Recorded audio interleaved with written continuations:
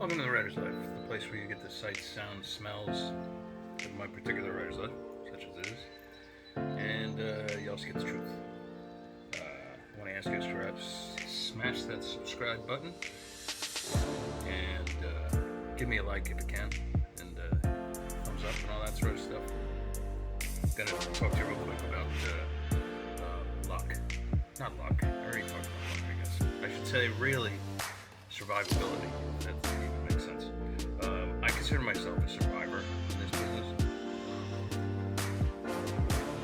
Of course, it's not a business at all, unless you start your own business, which I have. But what I mean by luck is I got lucky real early.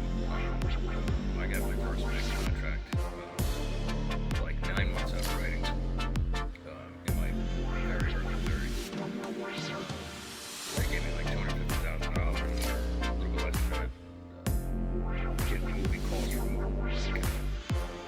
DeNiro for movies and all this. It was great. It was a great time in my life, but I was really young, really lucky, and it was, in a word, one of the worst things that could have ever happened to me, believe it or not.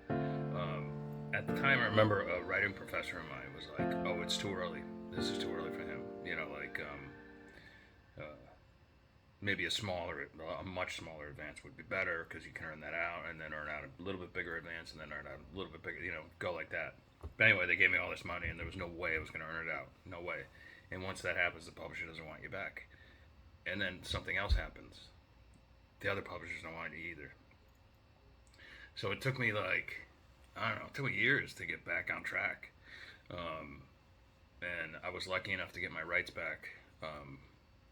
From those books, and they went on to sell like hundreds of thousands of copies or something, and I was back with the big league again and all this sort of stuff. So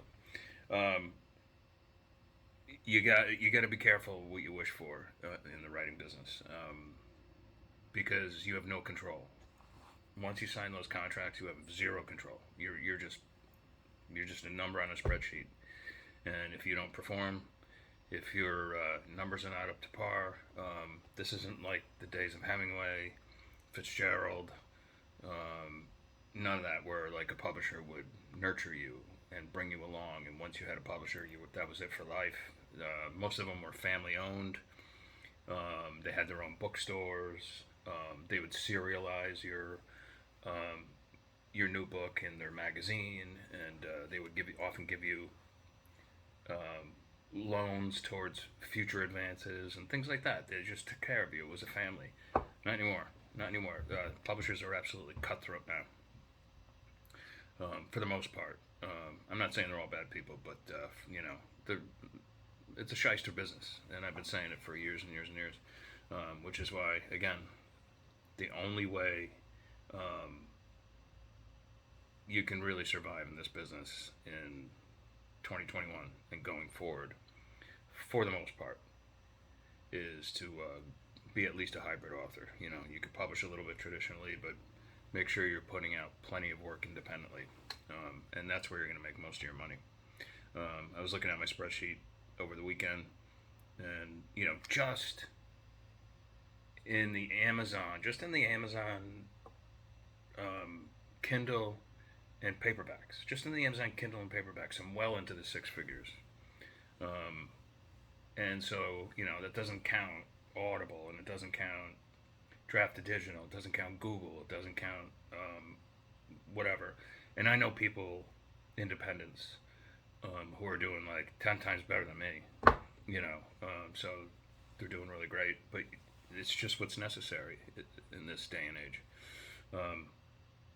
So while I did have a great time getting lucky early on, and I did party like a rock star, like, oh my God, some of those nights in New York City were just unbelievable. I am forever grateful for it, but it was too early for me in the long run. You're looking back on it, retrospectively, but anyway, it was a great time. I'm happy for it. I got lucky, but it was too early.